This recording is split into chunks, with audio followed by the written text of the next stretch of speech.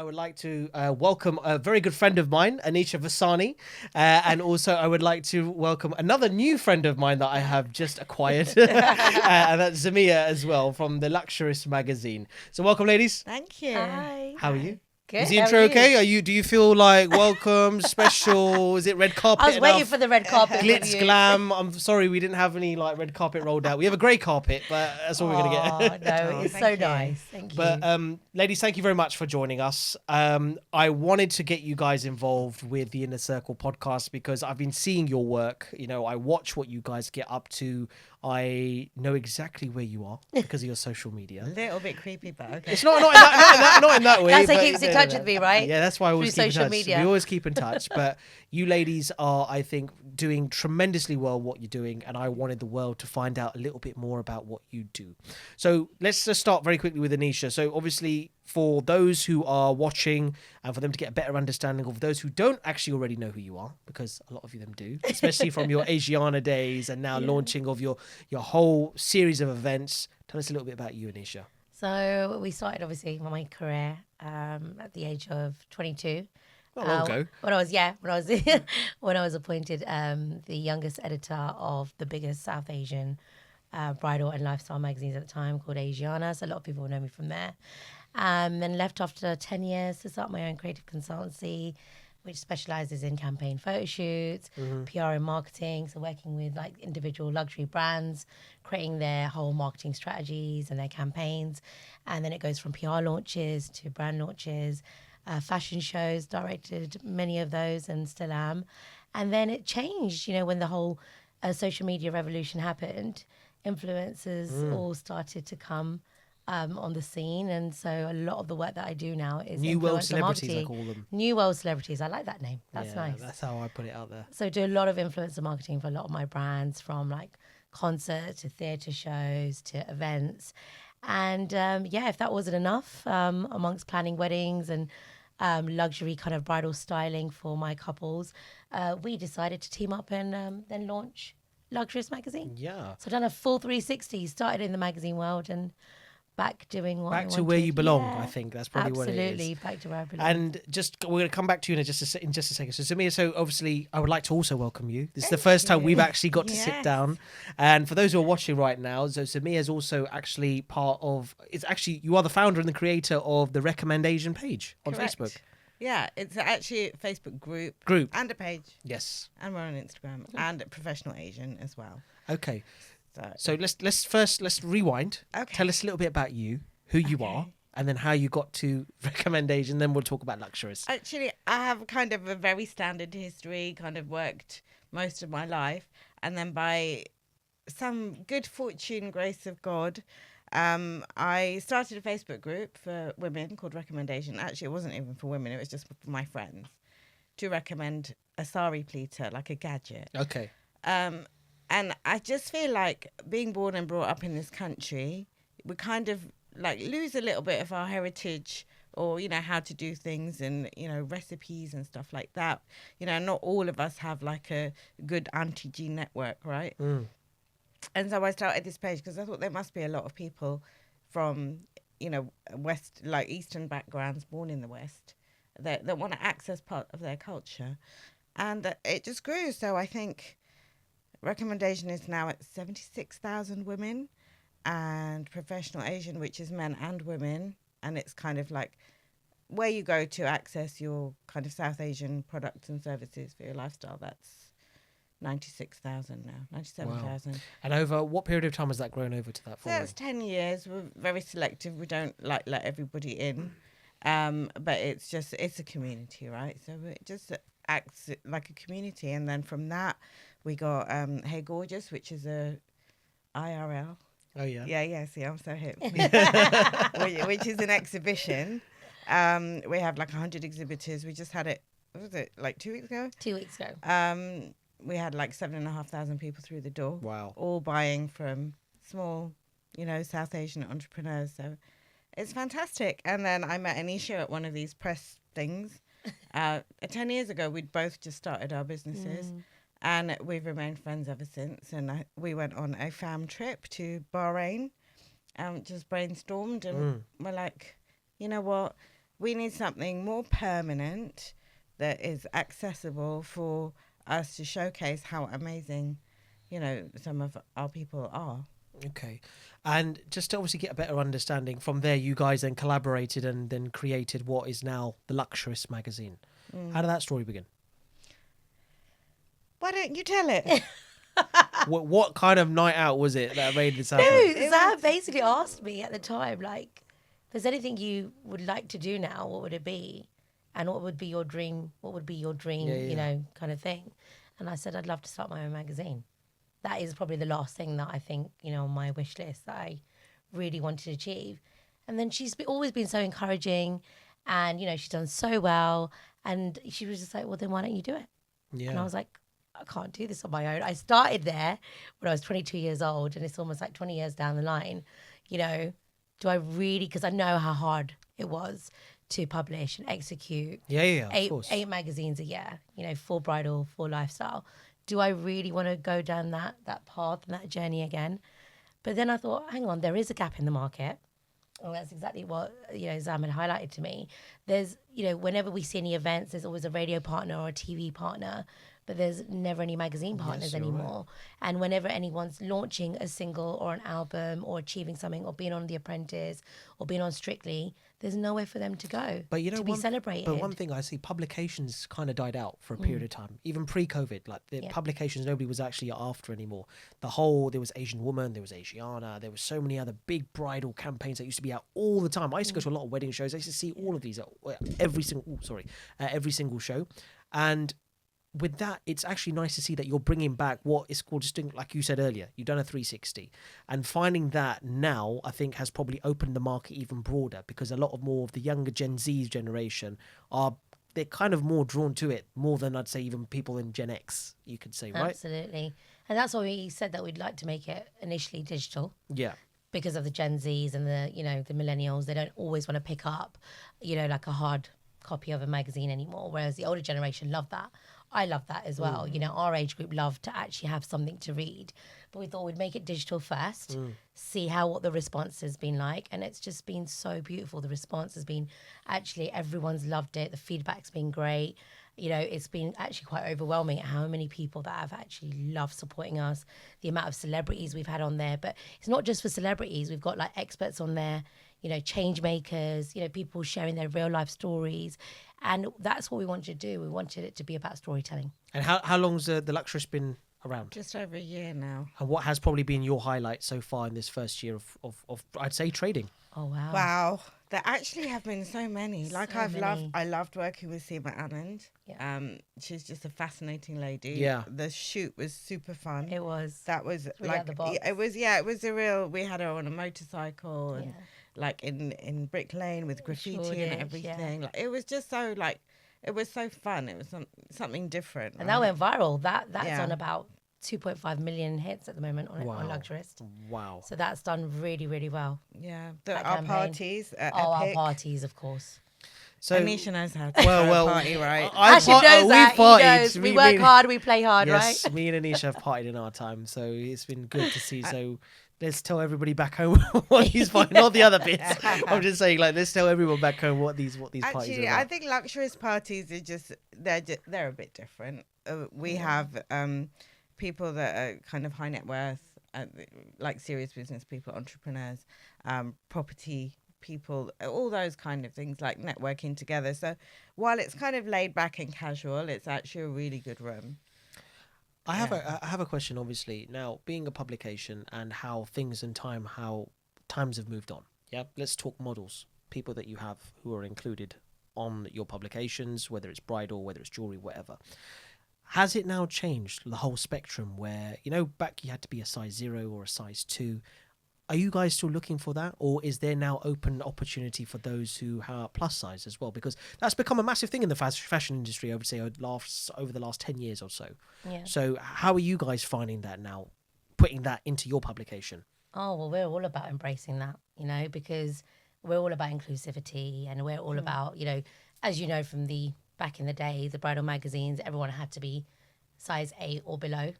When I was well casting off, so models, I said 0, so sorry. And a lot of them weren't even South Asian. Yeah. They were all Caucasian models, white models, Spanish models. And I used to get a lot of backlash for that back in the day when I was the editor, saying, why are you not casting South Asian models for your magazine? But that's because a lot of the South Asian models didn't have the height. And for obviously the Lengas back in the day, you know, we had to have a particular height. They had to be 5.5 foot, you know, they had to be either 5'7", 5'5", that was it, with heels. And we didn't have a lot of South Asian models at the time. And now it's completely changed, because now we are embracing a lot of plus size women's, you know, from celebrities to even, and as you know, I don't know if you know, Hashim, but I did on the fashion brunch, which I basically celebrate on International Women's Day every year. We actually championed eight South Asian women on the catwalk. Amazing. Real women. I didn't see that campaign come out. And yes. that won an award at the Asian Media Awards as well. So Yeah. I think it was just because obviously all the ladies would come to me and say, there's nowhere for us to be like, you know, promoted or for us to model. And we go to all these South Asian boutiques and we're always told that there's nothing in your size. And that broke my heart. And I said, that doesn't no, make that's not sense, true. because I'll tell you why. Yeah. If they want to buy the outfit Yeah. to wear at a wedding, it's available in their size, but Yeah, not of actually course. when they want to do the work for modelling. Exactly. I think we just, I don't even think it's about models anymore. No. We're just about people. Yeah. Right. I don't think we've ever said, let's go get a model. No, We have, since we started. It's real people. it's real people. And I think for me, the inclusivity part that is like a bit sad is that you can't always get nice clothes in, you know, different sizes. And I think actually the fashion industry needs to start moving, because if you're looking for like luxury lehenga, it's usually there are a few exceptions, obviously, like Some Trish and boutiques, yeah. you know, Nim's Boutique and stuff that will do Plus sizes. yeah, various sizes, like real sizes. Real sizes. Yeah, on the whole, it's quite hard to find. But do you think that actually affects, I'd say, the people who may want to approach you for work? Does that affect them, do you reckon? In what way? In what way? I mean, like, for example, if, say there's Joe Blogs out there, random young Indian girl, Pakistani girl, whatever, she's interested in getting in, she's a little bit plus size. Do you reckon this is the reason why her hesitancy probably comes, because this is the problem that she's going to have to face? No, I think now, like we said, it's all about people. It's not about even featuring. I don't think we've had a single campaign where we've featured a model. So what do you guys look for then when you're scouting for people to join you on the Luxurist, for example? It's their story, their personalities. You know, what have they achieved? Because we want to celebrate. Yeah. We want to celebrate their achievements and their stories. And it's actually our real life stories that do really, really well. When everyone actually talks about, you know, their challenges, or, you know, what they've gone through, whether it's been fertility or whether it's been, you know, health issues. And that's what we're all about, is about championing, you know, men and women. It's not just a women's magazine, it's open to men as well, and sharing their stories. But the thing is, you know what? You don't find many campaigns like that these days. I think everyone's all about, either social media is all about the selfie and myself. So doing what you guys are doing at the Luxurist is quite different, and I like that. For me, anyway, just obviously giving my 2 yeah, I think we pence on wanted it. Luxurist to be very authentic. Yeah. Yeah. That's what it's all about. And what's your sort of plan with Luxurist over the coming, like, let's say 12 to 24 months? Where are you guys looking to take this? Globally. Bollywood? The best magazine Bollywood. in the world. Actually, no. It's not really a Bollywood No. magazine. I think it's the real people making real changes in the world, you know, in the media, doing different things with their life. And that includes Bollywood. Like Yes. we've had Sanjay Kapoor Kapoor on the cover. and Praniti Chopra. And, Praniti Chopra was the first celebrity we had Nice. to launch. Nice. But we didn't want it to be like another Cineblitz or movie magazine. Wow, that's You a know? name I've not heard in a long time. I interned at Whoa, Cineblitz when I Cineblitz, was okay. like 15 years old. Okay. And I think that's where I found that this is the path that I want to take. Like, I Sure. absolutely loved it. and But it's real. It's not like No. gossip and it's not No. sensationalized stuff. It's just real. Stories. Okay. So from what I see, you guys are looking to just grow, and the team currently is just you, or what No, are we looking at? have a small team. Just everyone pitches in. Yeah. You know, we all roll our sleeves up and get our hands dirty. Social media queen over here just takes care of all of that kind of stuff. Like I do more of the writing, Sure. and that kind of creative stuff. We brainstorm together. You know, we have like admin support. we've got great like web developers and And stuff. how are you finding this as women in business as well? Like, have you had any speed bumps along the way? I talk to a lot of women on this, not only on this podcast, but obviously on my radio show as well. And I get their perspective on it because, it's a very difficult time we're in, like for both men and women. So how do you like navigate as female entrepreneurs, championing for other females and other good people? How hard is it? It comes with its, triumphs and its challenges for sure. We probably neither of us probably expected it to be as hard as it is, because it's a lot of work. What's your biggest challenge though? It's like you've just got to make sure that when a news story breaks or something is like happening at the Oscars or at the Met Gala, it's that pressure to make sure you are putting it out straight away. And sometimes, when we're juggling all of our other businesses, because we've got multiple businesses, right? I've got Anisha Vasani Creates and I've got the fashion branch. Then I do, consulting for a digital marketing agency at the same time. And then we've got Luxurist. Sure. And Zamiha's got the same with Hey Gorgeous and Recommendation and Professional Agents. So it's like, how do we juggle it all and how do we make time? And sometimes there's not enough hours in the day, but we make it happen. We really do, because we've got a great team that are behind us as well. Do you face any challenges being females in business? Have you experienced it in your time? Especially even, not only just, I would say, with Luxurious. I want to ask you also, even with like things like Professional Asian with your page as well. There must have been a lot of, like, I wouldn't say backlash. It's not backlash. I couldn't say that. Negativity. Yeah, I mean, I think people think that they can do things better than you and they'll go off and start their own similar kind of Facebook communities or magazines As or they do. whatever.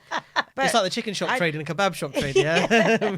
but to be honest, I think I've never felt it's as a woman it's an issue. I try and make good relationships with people. Like I love my clients. I get on with them. You create very good relationships with people, and for me, it's a real people to people. And I don't know. I think I'm a bit oblivious if it's because I'm a woman, because to me that's not a thing. I'm a person. I'm in business. That's what I do.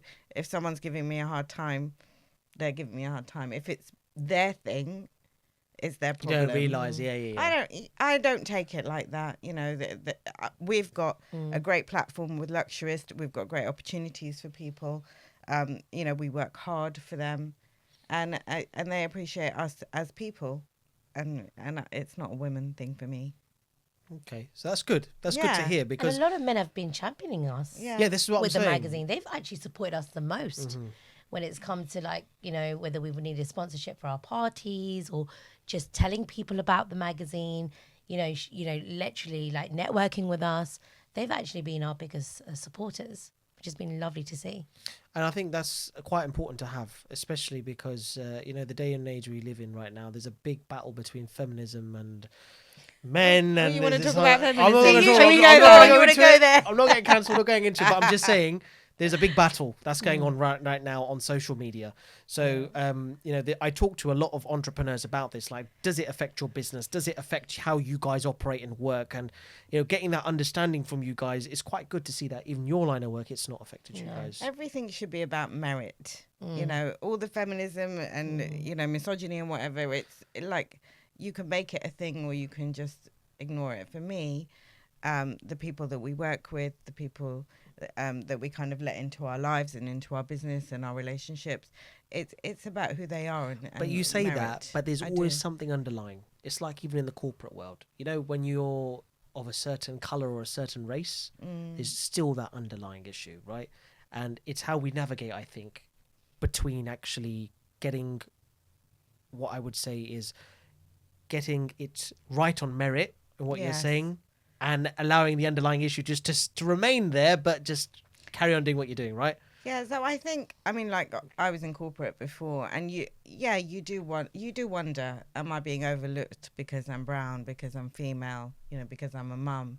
Like, you do wonder, but I think if you look at kind of mindset work, it's like, is it true? Is it a fact? Is it a story? Like, do we know? Like, we don't know. And I just kind of, I guess, mentally just stopped worrying about stuff that I couldn't control. Yes. If they had a problem, if they had an issue, you know what? All I can do is prove my merit, and that should be good enough. And just leave the rest to the universe, I guess. And this mentality, have you brought this into how you operate your current business now? I think so. I think, we just do what we got to do. We roll our sleeves up and we do what we got to do, and we don't look at,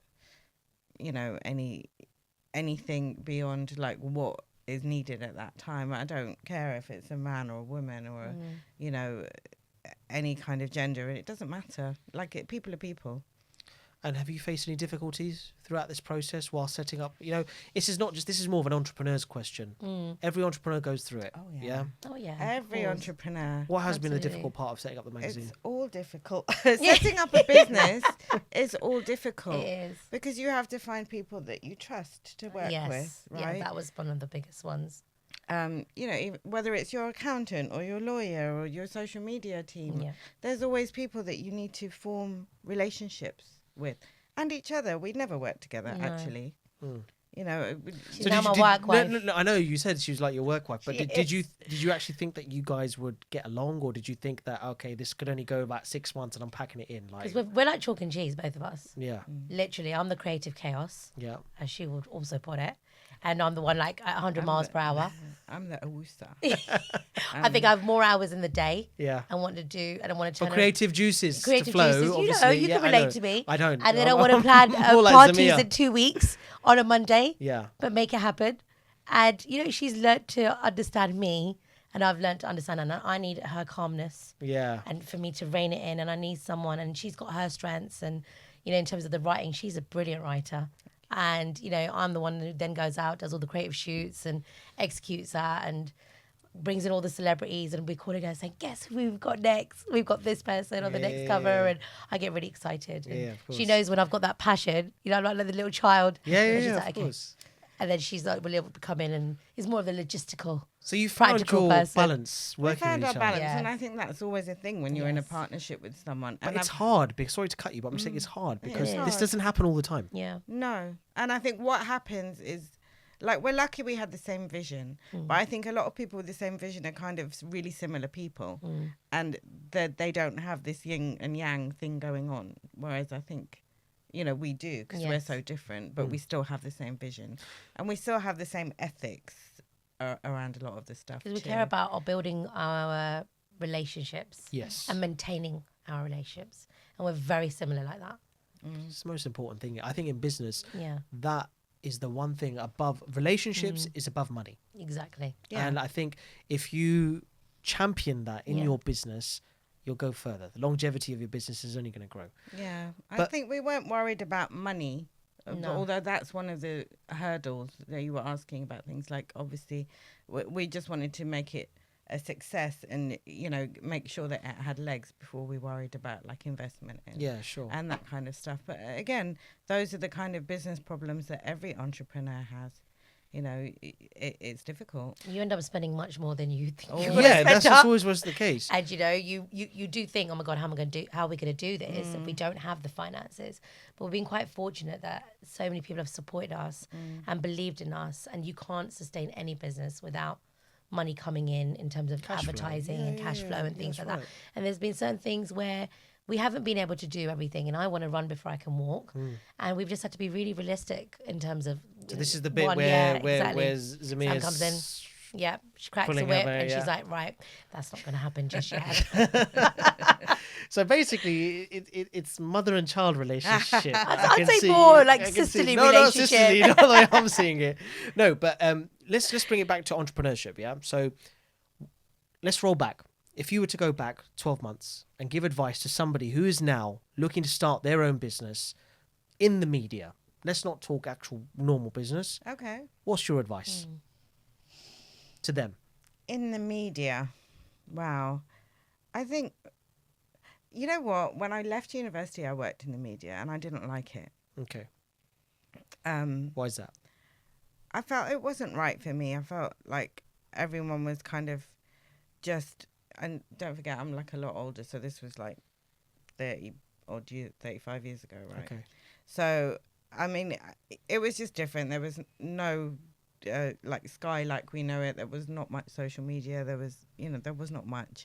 And I just found it to really cut cutthroat, I guess. And I like working with people. I like collaborating, and I didn't find it collaborative at all. I found it like, you know, people would just cut each other to get up the ladder. And I think it's very different now. I think you can collaborate, and you can make relationships. And I think it's like, I think mentally you have to be really strong. In the media as well. You can't let things affect you, because it can, you know, be a bit of an industry sometimes, right? Where people want to tear you down, and you're very, especially if you're in front of a camera or like DJ or anything, you're very public, and like you kind of just have to get used to, like, you have trolls, you have people that don't like you, you know. You have to, what I've been told, have to be is really mentally just strong. Smile and wave, keep it going. That's it. Just because it can make or break you at any point, and you have to be really thick-skinned. No, because you know what it is. Even with me, I'll give you an example. Like even with myself, I've been on radio for the last 12 years, and I will get still random people ring me up just to try to catch me out on just words or what I'll say, random people, because it's just, you know, that whole trying to be feeling smarter than yourself. It's not putting people down. I'm just saying there's always that sense of people don't sometimes let you get on with your job. They have to troll you, and it's just one thing you just have to then take upon yourself to kind of be like, carry yourself with humility, move forward, and just, you know, just do what you have to do.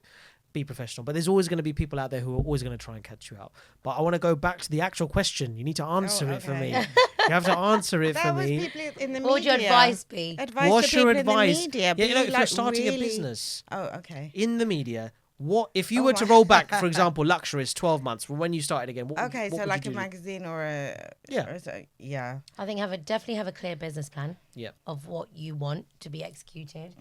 Do your number crunching. That is absolutely crucial. So you kind of know how much you're going to need, what you're going to need investment in. Excel spreadsheets. So your friend. Yes.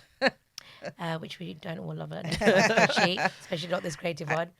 Also your finances and stuff. Yes. Make sure that you have enough pots for the right things, whether it's, you know, for stuff that you're outsourcing, for, you know, the stuff that is internal, everything that you're doing. You'd be surprised how much money you can spend very easily. And it just goes, doesn't it? Absolutely. So just be really clear about what is bringing you ROI. That's always my thing. Like if Anisha's like, let's do this thing, I'm like, is it going to bring us ROI? Are we going to, at the very minimum, break even? Because if it costs us, I don't think we can't do it like that. Doesn't mean we can't do it. You've got to find an alternative. And also, I think my best piece of advice to any entrepreneur, not just the media, is done is better than perfect. That's one thing I always say, because, you know, you sit there and you procrastinate and you want to get it perfect, and it's like, let's just do it. And so we've had the website for like a year now, and we're doing a little bit of a shake-up. Yeah. It was done. It was perfect at the time. Now, you know, things you evolve. move on. I agree with you on this. Me and Guj actually had a conversation about this, you know, because we were umming and why ahhing. he was nodding? Yeah. Because this is something we have, like, I mean, we have constant discussions, how we improve the podcast, how we take things forward, what can we do better, how can we get a bigger audience, how can we get more guests. But the first thing was like, we need to bloody get started. Absolutely. We've been talking about it for so long, right, Guj? We've been talking about it for over a year. Yeah, it's been over a year. Said to him, I was like, don't call me again. It's very, very. We had a breakup. We had a breakup. Oh. We made up. I love that. It's all about like, because we're like, oh, we need to do this, and I was like, stop talking about it. Let's do it. It's true. I was like, and then it's Light bulb hit. You know, You've just got to take that leap of faith. You have 100%. to. And you know, when something's a good idea, things fall into place. Exactly. I mean, look at the guests you have lined up, because you were telling me before, I'm not going to do Don't any reveal the spoilers. name. We're not going to do a Spoilers. spoiler alert But here. you should actually subscribe to the podcast and, you know, follow it and do everything, because there are some really great people coming Yes, we do. up. And it just falls into place. Like Luxurist has, like, Absolutely. Like Inner Circles evolved a lot quicker than I thought it would. Like for me, I was like, and this is what we were talking about. I was like, wow. I was sat in the steam room talking. I was like, we were having a bit of a chat. I was on the phone, and no, not together. Not together. Let's get it straight. It wasn't together. we should No. do that. We do, so I was in the sauna. I was on the phone to Good. I was just like, I had like 10 minutes. I was just talking to him, and you know, I was like, because I was like, nah, man, we got to find new ideas. We got to do something. And then you know, Good was like, just do it. And then that's it. Rest was history. Now we're here. And the thing is, we treat this like a business as well. Like it's entrepreneurship. Like we're looking to develop not only our personal skills but our business skills as well. And I'm looking to learn from people like you guys. You know, I'm not talking about age here, guys. Just before we go camera, I'm just saying, but when you talk to people with more experience with you, you're not talking about age. When you talk about people with more experience in business, it's always good to get your 2 pennies basically of it. But for those who are starting, that was your piece of advice. What else is your advice? I need to know, Anisha. I would say believe in yourself, Yeah. honestly, because I think if there's something that is really within your core and your heart and you're really passionate about it, just do it. Take that leap of faith. I was scared because I'd always worked with a team. I'd always worked with a big organization. I've been burnt.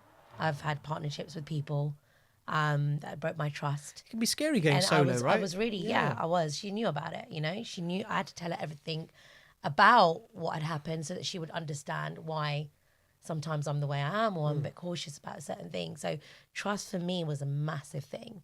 And I thought, because she's a friend, I don't want to lose her as a friend. I'd rather have that friendship than go into business, because some people that I've gone into business with, are not my friends anymore.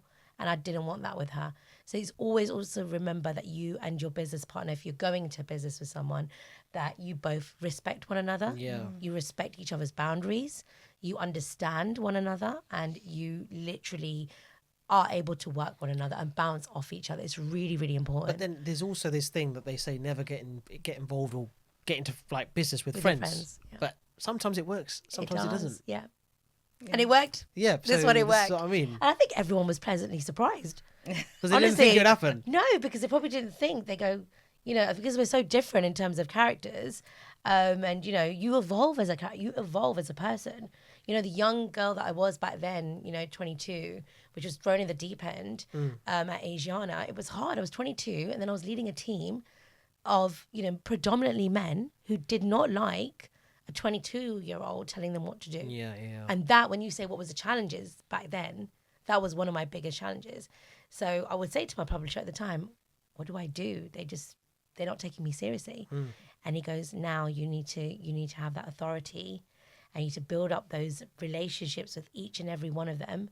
And once you start to spend time with them, they start to get to know you and your personality, because, there's two yous, right? There's the professional you and there's the personal you.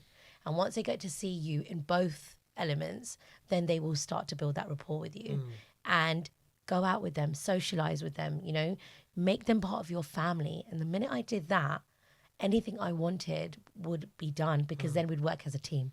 Okay. You weren't just feeding them small No, salad. I'd feed them as well anyway, because I'm a feeder anyway. Feeding them Sounds small like salad. very Bribery far. works. It gets Bribery Yeah. works. Yeah. I learned that in the corporate world. Yeah. Food bribery and Asian food gets Food you bribery, far. yeah. I would take them for lunches and dinners. But, it's just about taking that time Yeah. to build that. Because you do go through those challenges on the way. And as Zam said earlier, it's very cutthroat. You're there 1 minute, you don't know if you're going to be there tomorrow. There's someone that can always replace you.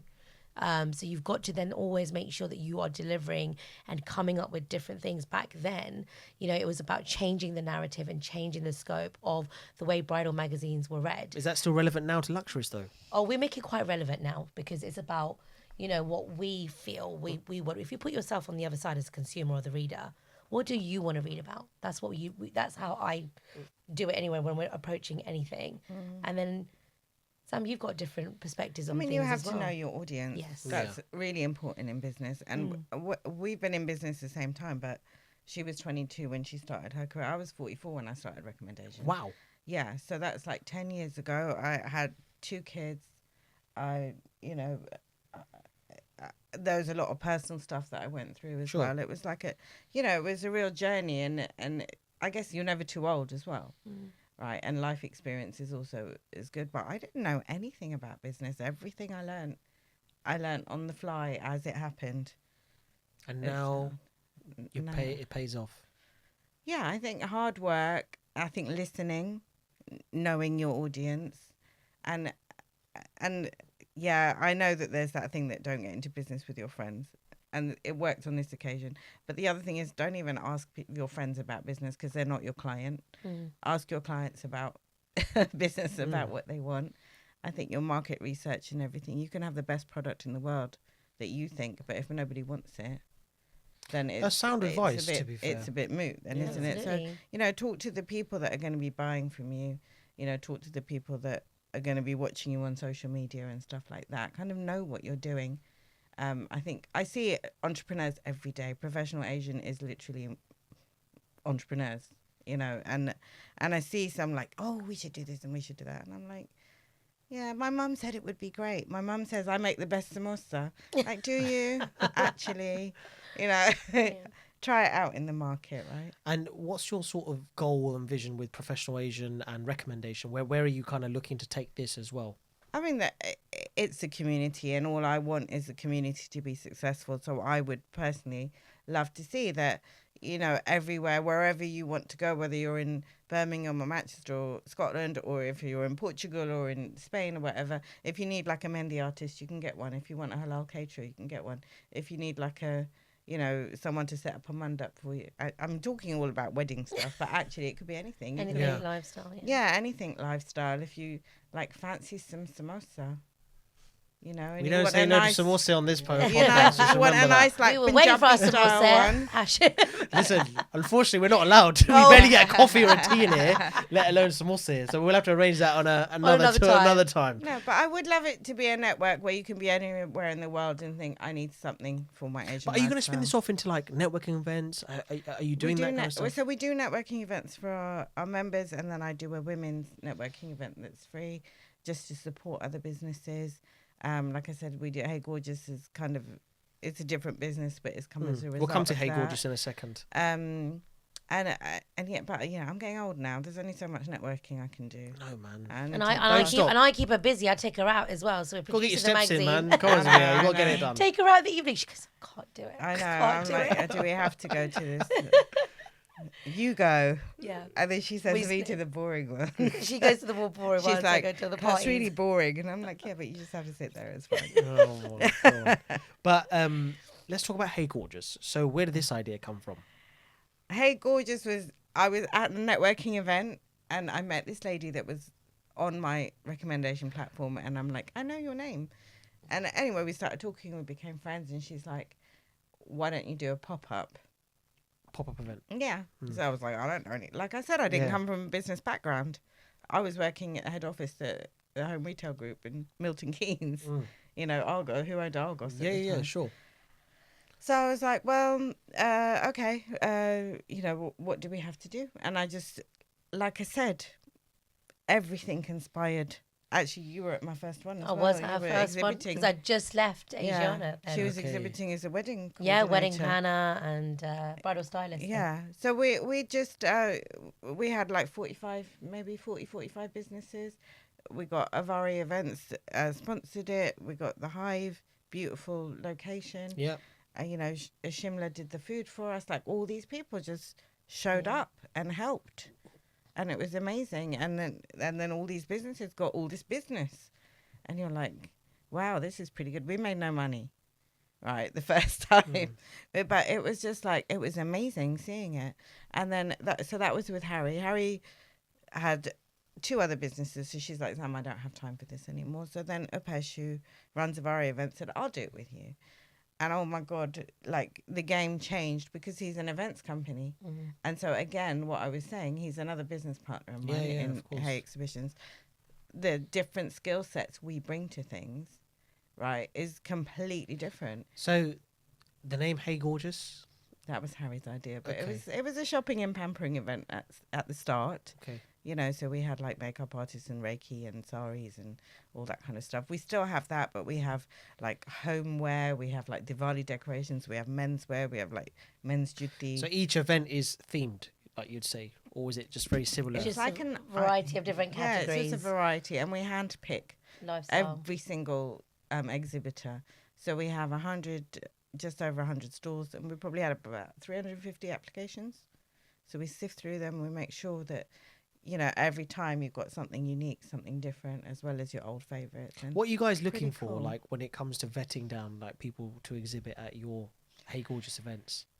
My favourite thing is finding something really different. You know, something that nobody else is doing. If I can get a unique business in there, they're there. So I love things like artists because they're all unique. I love people with different ideas, like Oh So Linked, because they do that permanent jewellery that they actually link on you. Nobody else is doing that. They're the only people that do it. We had someone doing like pots and pans this time, which were amazing. Like, we've never had that at Hey Gorgeous, although lots of people do it. And so I love it when people apply and it's just something a bit different.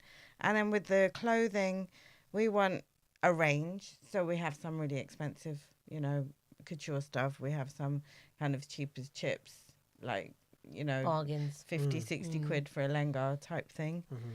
Some that are really trendy, so, latest fashion. Some that are designed exquisitely, like handmade designers with the designer there.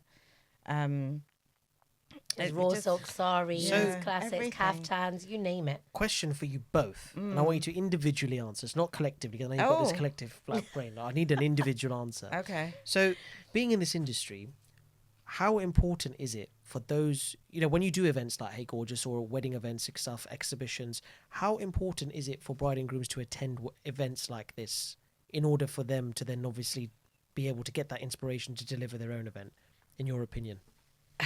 I think it's really important because they get inspiration out of it. I'm only saying it because Yeah. I've had mixed reviews. I've had Okay. conversations with other people where they're like, no, I can do it with myself. Yeah. I don't need any help. I don't need any inspo. Yeah. But it's quite important, I feel. Oh, the thing is now with social media, it's so overwhelming because it's so saturated. There's thousands of makeup artists, there's thousands of fashion brands, there's thousands of, beauty brands out there, and you sometimes don't know where to go just by looking at them on social media. The great advantage of Hey Gorgeous is you get to meet them, you get to test the product out, you get to speak to the people behind the brand. Yeah, sure. You get to talk to them about your requirements and needs, if you've got any health issues or things with your, your skin or your hair, you can talk to them at Hey Gorgeous. It's that in-person interaction, which is what I think everybody loves. And it's the same with wedding shows as well. You get to meet the person behind the brand who can ask if you've got any, if you're petite, asking maybe a designer brand, can you make this in my size, in my height? Have you got things that I can come and try? And then it then gets them into their boutiques to try the outfits on. So I think it's really important. Yeah. Okay. Hey Gorgeous is a lifestyle. It's not like a wedding show. But if a couple was to go to a wedding show, and we've been to a few, I think it's really important to just see the different styles. Like, for example, photographers have so many different styles. Like, some do that kind of reportage, quite cool things. Some are quite traditional. DJs, you get people that are really good with the Bhangra Punjabi music. You get people that are really good with the Bollywood. Get people that are really good with the R&B.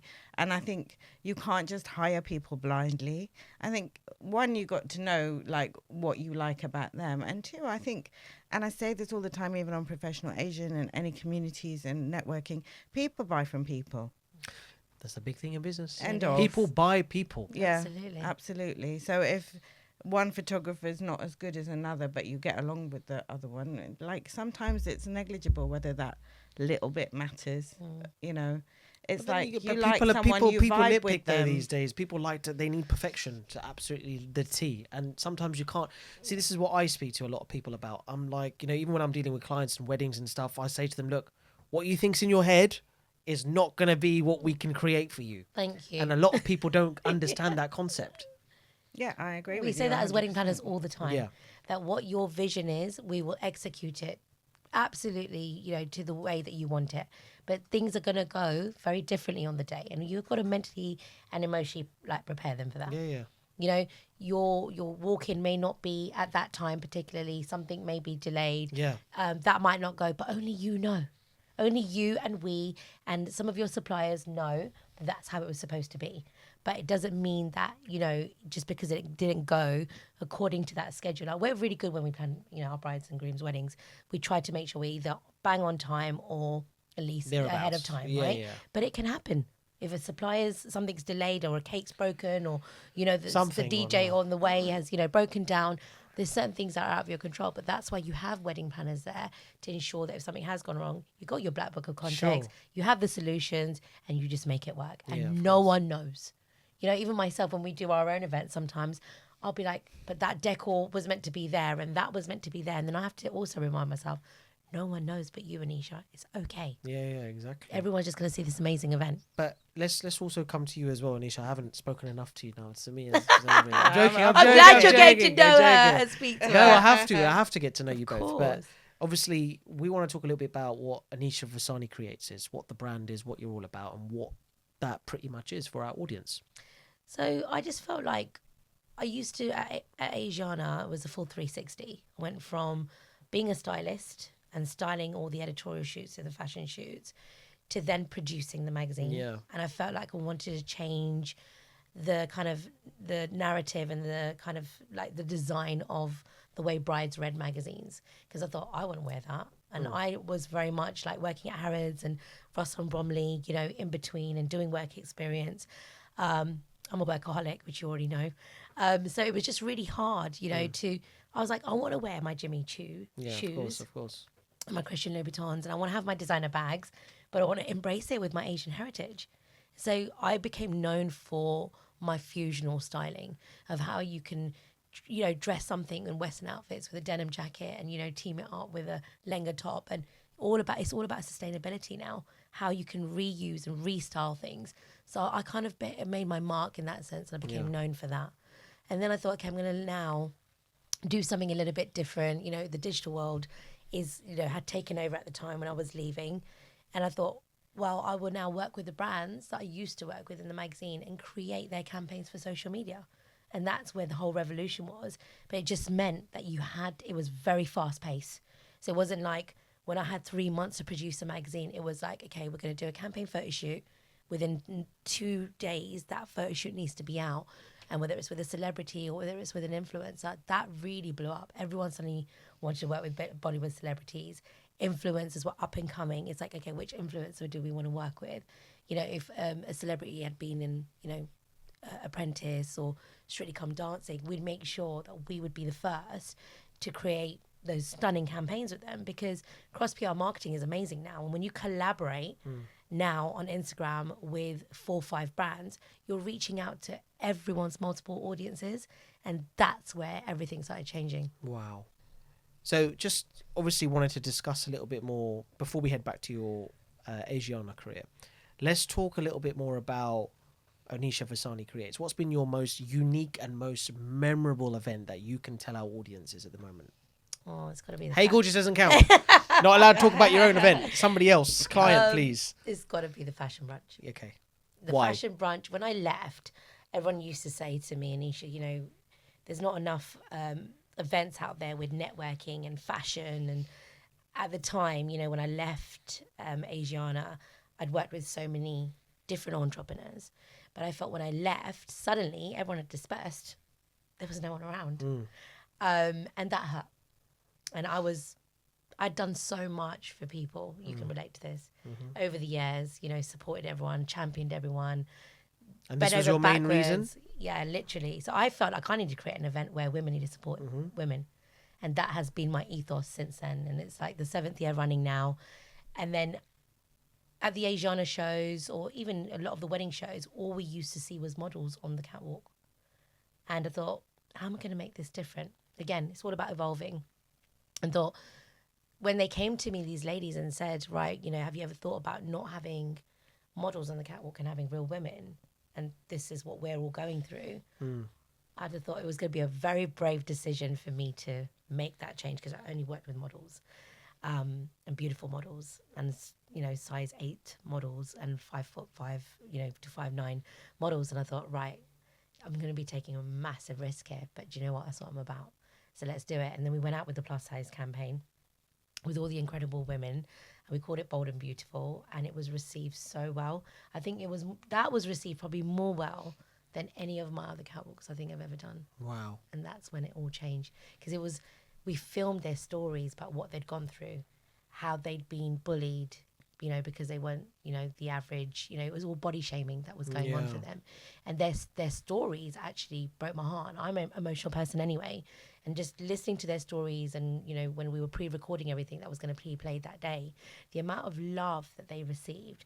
These women then went on to like podcasts and be modeling for, you know, agencies, and, you know, become faces. And that's where I felt like that is more rewarding for me. And I felt like we'd made that change, because the narrative now had changed, because it was all about taboo topics and, you know, things that had so much stigma within the South Asian community, that they were made to feel that they weren't normal because they were, you know, not the average size by their families, by their mother-in-laws, or by their partners, you know, and that broke my heart. It's like, should they be treated any differently? Some of them will go through health issues. Which out of those in the campaign, whose story touched your heart the most? God, Amrit's, who was a BBC Asian network producer, because she's the one who came to me with the idea. And I felt like she was just fantastic. And she was there to give that support to the ladies as well. You know, I've not always been slim, so I've also got criticised a lot in the industry back in the day. You know, I've always believed in, you know, everything, well, no matter what shape, size you are, you're beautiful in your own way. Because it's, you know, beauty comes from within as well as on the surface. And so I could resonate with it. But Justina's story as well was really heartwarming. We had Sook, the comedian at the time. We had another lady as well, you know, who was part of my cancer story. Women Warriors, and she passed away a year after. That was hard. Yeah. You know, but she came onto the platform. She shared the story. We celebrated her the year after as well. And every year, you know, they've been getting stronger and stronger, the stories, more powerful. Last year we did abuse, women that had been victims of mental, physical, sexual, monetary abuse as well. And you learn so much. I feel like I get You see all these so gaps much. which are in our community, which are so well hidden, and you see these things Yeah. come to the surface just by Exactly. unraveling people's stories. Absolutely. It's quite crazy. And this year was, you know, we think every year, how are we going to make it better? Because obviously Zamiha helps me in terms of getting the women to come forward through recommendation. You know, we put a story out. And she then said to me, like, a few months, you know, just after Fashion Month, when we were on our cooling period, and she goes, I think you should do addictions. And I was like, no way. Which woman's going to come forward for that? Oh, it's not a bad shout. You know what, though? I just And they kudos did. to these women, Yeah. to all of them over the years. It's hard to stand up on a stage, right, and have like 300-400 people in the audience, Yeah. as well as thousands and thousands of views on social media. Know, like, you know, kind of your journey, and a lot of them haven't shared this publicly before. And so, you know, I Because it's just always have- been frowned upon. Yeah, it's It always is. been a taboo. But the number of people that they help. So one of my admins was on it this year with, Yeah, she was. with Rena addiction. Chachai. Yeah, so Rena, you know, had an alcohol addiction. Number of people that have just like reached out to her, and now that she can help, and they're all in this position where they can just help other, like women helping each other. Yeah. Like what Anisha does is amazing, but the ripple effect of it is next level. I understand. And, you know, it was covered on ITV this time, and last year as well. So God's grace, you know, it's like we're making a change and we're changing the narrative, and that's what we feel is more powerful than anything else. But Zam's right, the amount of women they go on to help, the amount, even last year when I was just on the side, just queuing them for the catwalk, because it was all about abuse and they were all crying. Lots of women were crying in the audience. That was moving for me because I thought they're all secretly fighting a battle that no one knows about. And even this time, you know, we've got a group together. We're always constantly checking that they're okay, checking in on them, because it is hard for them, Yeah, of one, to course. share their story publicly, you know, and then to be on stage actually sharing it and then being glammed up. But they find that strength and that resilience, and they're so happy. And all they do now is thank me. And it's like, you don't need to thank me. You guys are the heroes in this story. Yeah, You guys exactly. have come out. You know, there was one story with Kim Kaur. And, you know, she had done BBC interviews and she'd been on ITV and she'd done all that. And she came out and she had been an addict to meth and crack. And she was ready to share another big part of her story. And she did. And the whole room was just, there was just uproar for her when she was on the catwalk. Wow. Like, you get goosebumps on the day. You've got to come. I opened it up to men for the first time this year. I know. Sorry. Where were you? Where were you? And the reason I did that is because the charity partner this year was founded by Haj Gali. Okay, I know Haj. Right, from Sorge Care. Yes, who he's had a done very well. gambling, Yeah. amazing soul. And I honestly, I don't think I could have got We through had an this interview fashion month together, I without think, him. a while back. Haj, he's a really nice guy. Fantastic. But I heard his story, yeah, so I understand. And he even said it to me. You know, I wouldn't be where I am without my wife supporting me and getting me out on the other side. And he goes, for many of these women, it's been their partners. So you should have men in the room because I was like, oh, you're absolutely right. You know, all my brothers, all my friends, they've always been like, why can't we come? Why can't we come to your fashion brunch? Because I said it's about International Women's Day. And then I thought, no, actually. That might be the reason why they actually want to come, right? Yeah, really, let's be honest. And, you know, it was so nice to have a lovely room. Yeah, of course. Mixed crowd. Mixed crowd with the guys this year as well.